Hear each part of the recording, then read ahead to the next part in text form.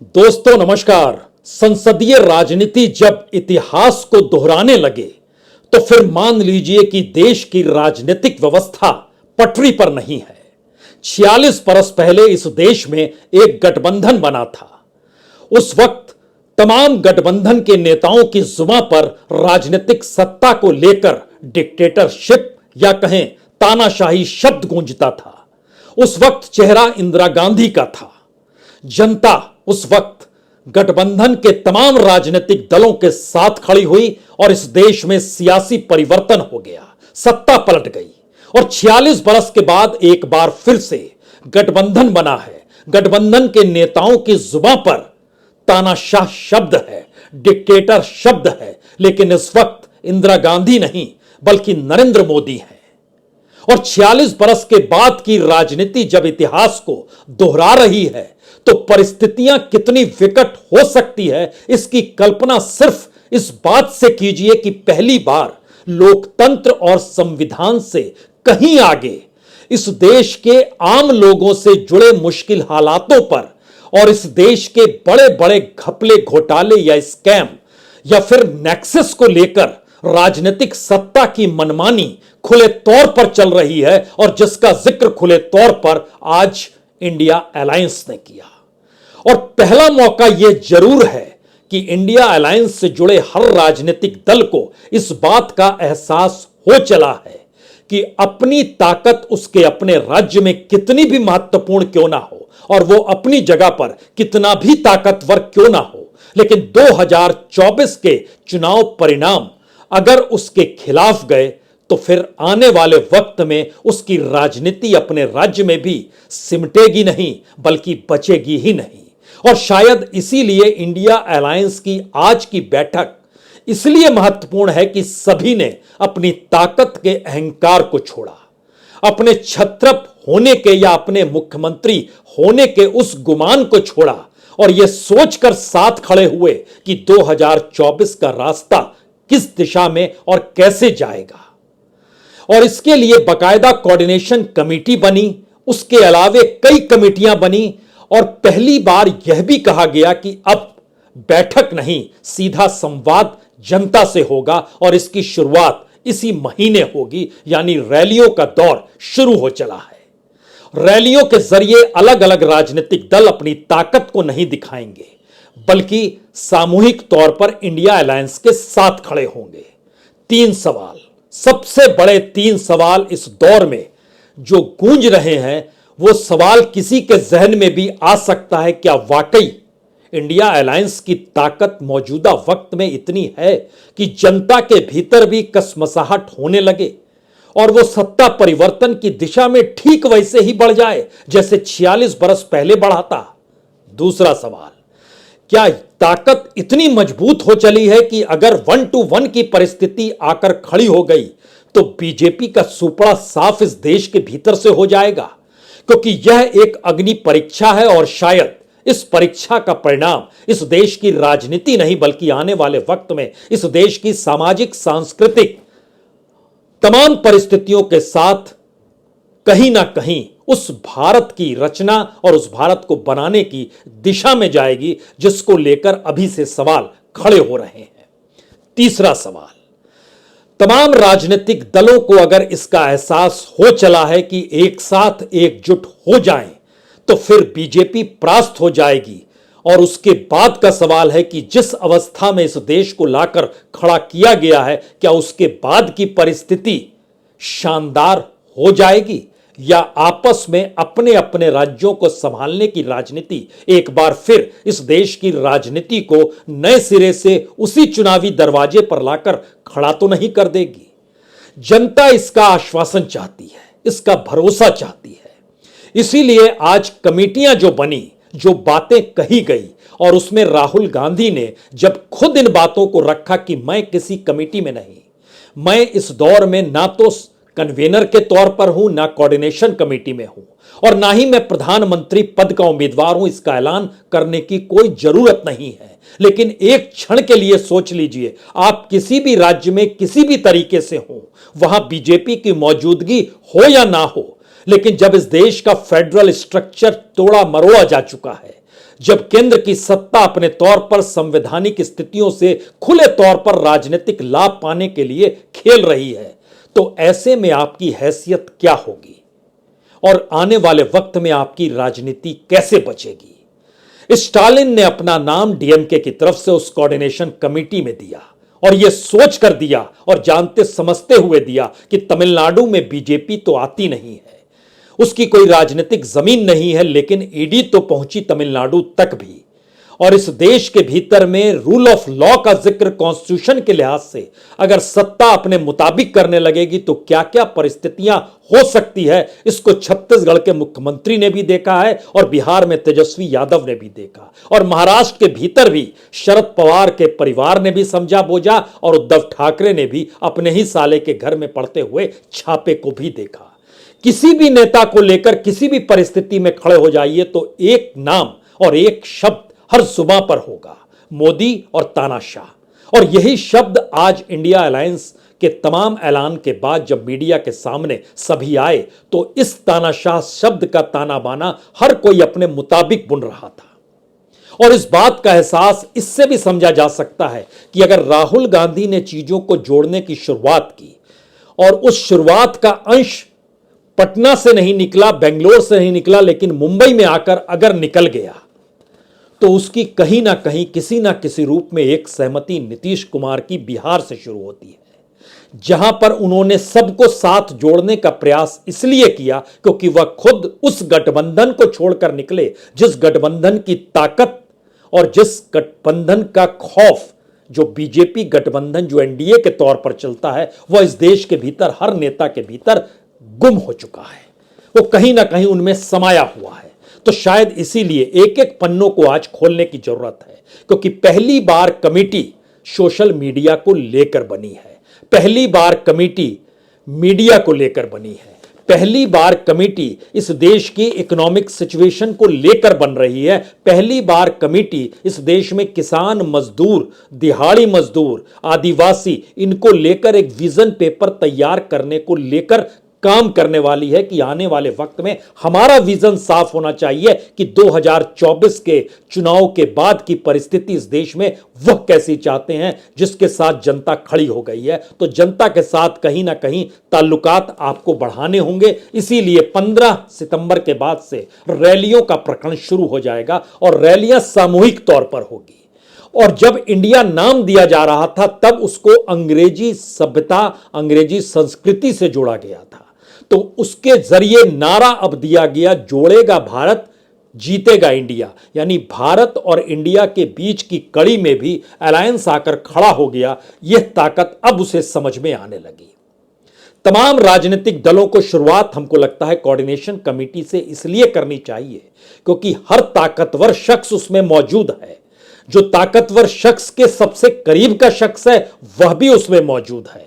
13 सदस्यीय coordination committee जिसमें 13 नाम, शायद 13 अशुभ ना हो, इसीलिए अब 14 नाम की व्यवस्था की गई और उसके बाद जारी किया गया कि 14वां नाम सीपीएम के नेता का होगा। लेकिन एक एक नाम को देखिए तो केसी वेणुगोपाल राहुल गांधी की मौजूदगी के दाएं बाएं अक्सर नजर आते हैं और पार्टी के भीतर केसी वेणुगोपाल की राजनीतिक पहचान राष्ट्रीय तौर पर हो सकता है एक सीट जिता पाने की ना हो, लेकिन ताकत अगर कांग्रेस की है, राहुल गांधी की है और अब इंडिया की है तो उस ताकत के भीतर केसी वेणुगोपाल कांग्रेस की नुमाइंदगी करेंगे।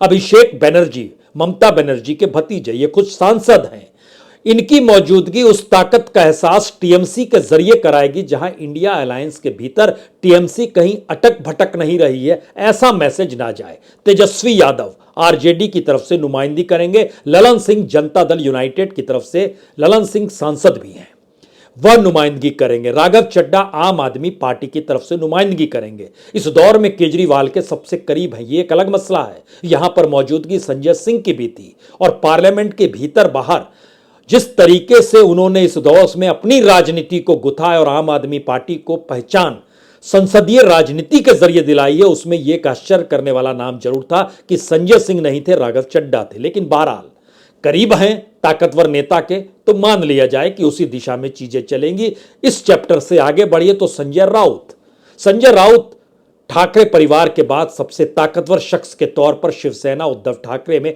उनकी मौजूदगी है, वह भी कोऑर्डिनेशन कमेटी में है। शरद पवार एनसीपी की तरफ से, यानी शरद पवार को लेकर जो सवाल लगातार होते रहे हैं कि दरअसल वो है किधर, भतीजा छोड़कर चला गया लेकिन पार्टी नहीं टूटी, और पार्टी नहीं टूटी और उसके बावजूद भतीजे से मिलना भी जारी है, तो पता नहीं कल क्या करेंगे। तो उन्होंने अपना नाम ही प्रस्तावित किया और कहे कि मैं इसमें शामिल होता हूं। स्टालिन डीएमके की तरफ से उन्हें भी इस बात का एहसास है कि स्टालिन के होने का मतलब है कि राज्य के मुख्यमंत्री भर नहीं, क्योंकि दो मुख्यमंत्री भी है, एक स्टालिन, एक हेमंत सोरेन और एक नीतीश कुमार, तीन मुख्यमंत्री हो गए, डिप्टी भी आ गए, तेजस्वी यादव भी आ गए। सवाल यह था कि स्टालिन इसलिए शामिल हुए कि इस दौर में पहली बार उस राज्य की राजनीति ने दिल्ली के उस ताप को महसूस किया जो ईडी के जरिए समूचे देश की राजनीति को अंदरूनी तौर पर हिलाए हुए और मामला सुप्रीम कोर्ट तक भी पहुंचा है। तो स्टालिन डीएमके की तरफ से इस कोऑर्डिनेशन कमेटी में आए, डी राजा सीपीआई की तरफ से आए, नेशनल कॉन्फ्रेंस की तरफ से उमर अब्दुल्ला आए और पीडीपी की तरफ से महबूबा मुफ्ती आई, जबकि दोनों जानते हैं कि आने वाले वक्त में कश्मीर में चुनाव होने हैं। कश्मीर एक राज्य के तौर पर है, सुप्रीम कोर्ट में सरकार कह चुकी है जल्दी वहां चुनाव कराए जाएंगे, और नेशनल कॉन्फ्रेंस और पीडीपी आमने सामने वहां की सियासत में खड़ी होती है। और यह संदेश कहीं ना कहीं उत्तर प्रदेश के भीतर अखिलेश और मायावती के लिए भी है, और यह संदेश कहीं ना कहीं बंगाल में लेफ्ट और ममता बनर्जी के लिए भी है। लेकिन दोनों इस कोऑर्डिनेशन कमेटी में हैं। जावेद खान समाजवादी पार्टी के नेता, अखिलेश यादव खुद नहीं बल्कि जावेद खान आए। यहां पर जिक्र जरूरी है कि उत्तर प्रदेश और बिहार की राजनीति में जो इंडिया अलायंस के साथ बड़ी पॉलिटिकल पार्टी खड़ी है, उसमें क्यों जरूरी है जावेद खान का होना। जावेद खान माइनॉरिटीज से आते हैं और अल्पसंख्यक समुदाय का वोट अगर अखिलेश यादव की पार्टी से ना जुड़े तो अखिलेश पूरे राज्य में उनकी कोई हैसियत नहीं बचेगी।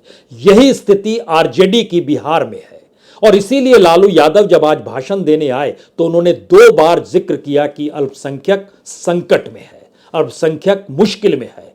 क्योंकि खुले तौर पर ध्यान दीजिए तो इस दौर में सत्ताधारी पार्टी बीजेपी को ना तो अल्पसंख्यक के वोट चाहिए, ना ही वो किसी नुमाइंदे को चुनाव लड़ने के लिए अपनी पार्टी की तरफ से खड़ा करती है। वो खुला ऐलान है एक लिहाज से, और ऐसे में इस देश के भीतर का माइनॉरिटी चुप हो गया है।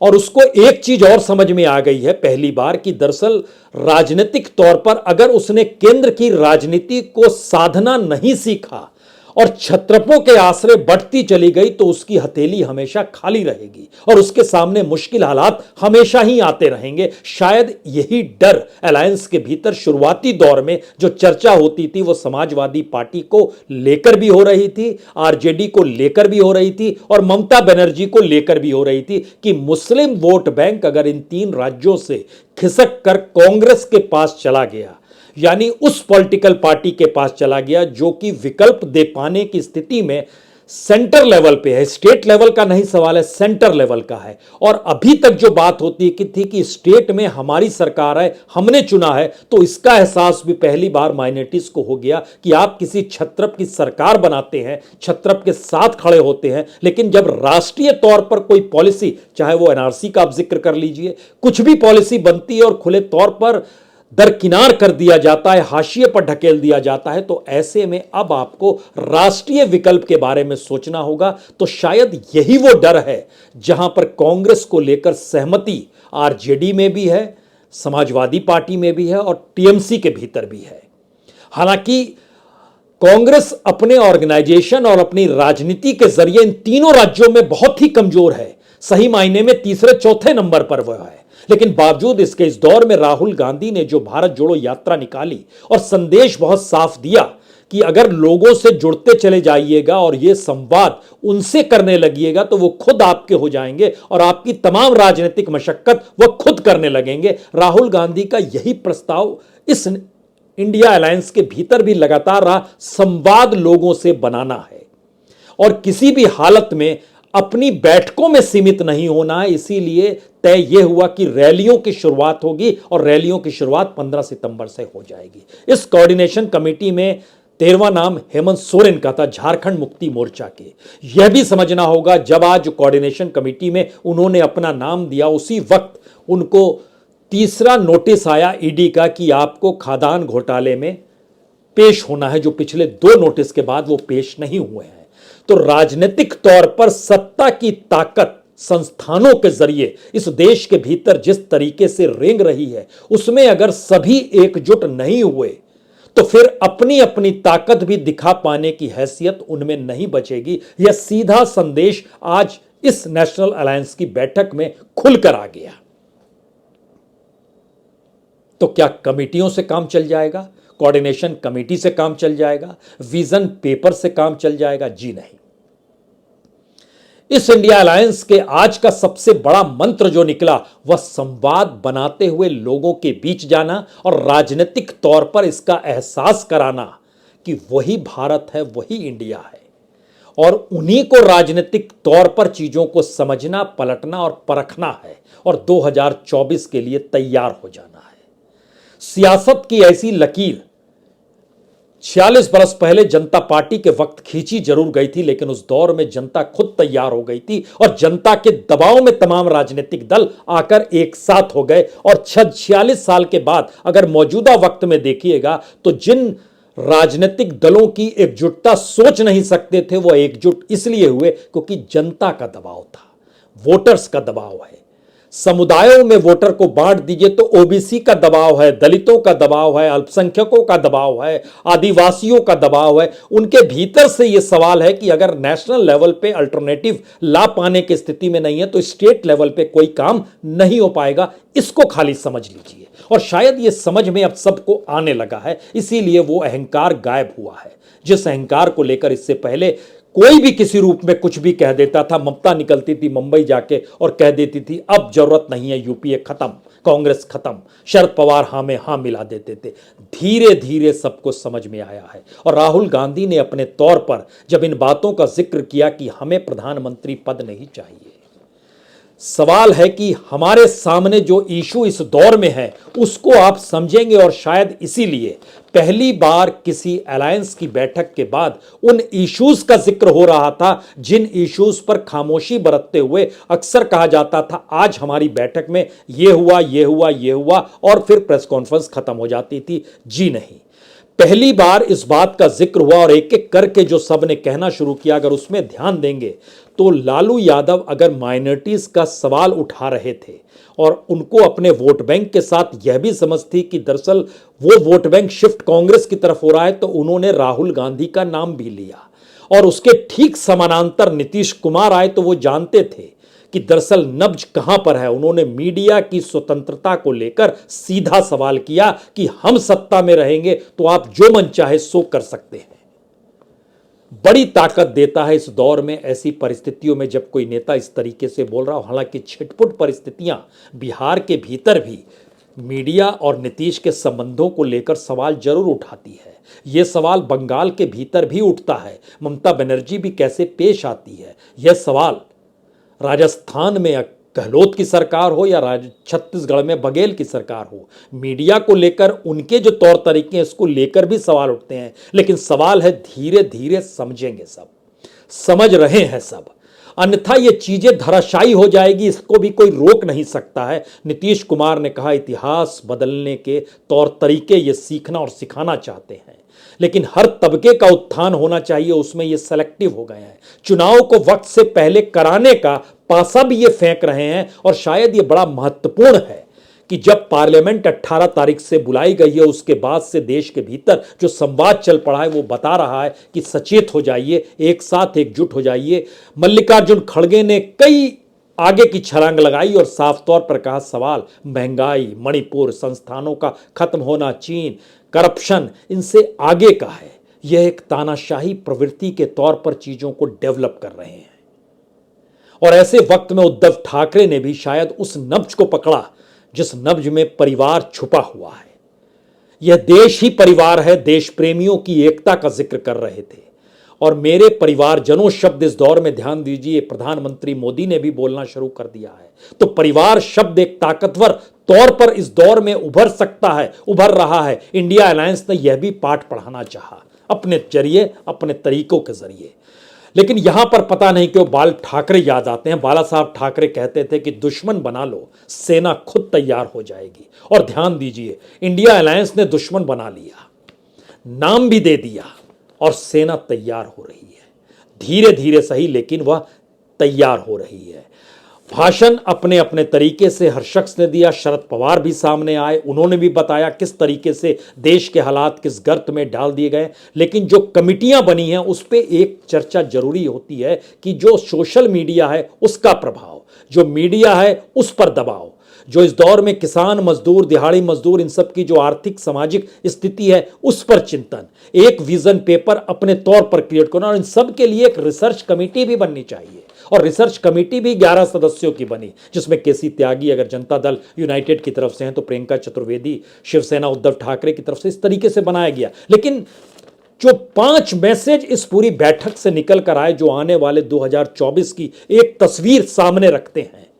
पहली तस्वीर बहुत साफ है, 2024 का चुनाव सिर्फ चुनाव नहीं है, यह भारत की परिस्थितियों को बदलने और भारत की परिस्थितियों के भीतर नतमस्तक होने के बीच खड़े होने की स्थिति है। यह चुनाव उसको लेकर है। दूसरी स्थिति, राजनीतिक दल पहली बार मान रहे हैं कि अपने बूते नहीं, एक साथ खड़े होना और जनता को साथ जोड़ना यह जरूरी है। दूसरा मैसेज यहां से निकलता है।